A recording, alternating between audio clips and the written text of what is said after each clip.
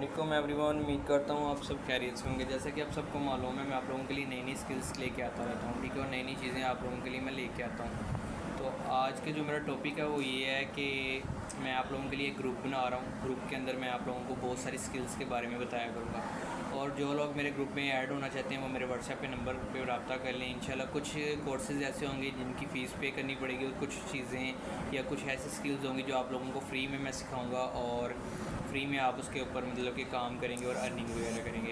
मगर कुछ स्किल्स ऐसी हैं जिनके ऊपर आपको इन्वेस्ट करनी पड़ती है। इन्वेस्टमेंट करने के बाद फिर आप अपना काम करते हैं, और इंशाल्लाह वो जो भी स्किल मैं आपको एक साथ शेयर करूँगा, इस बात की मैं 100% गारंटी दूंगा कि वो ओरिजिनल होंगी, वो रियल होंगी, ठीक है। क्योंकि मैं उसके ऊपर पहले खुद वर्क करूँगा, और वर्क करने के बाद अगर मुझे लगेगा कि ये ओरिजिनल है, इसके ऊपर प्रॉफिट हो रही है, विड्रॉ हो रहा है, फिर मैं आपके साथ शेयर करूँगा। क्योंकि आप बहुत सारे लोग इस चीज़ से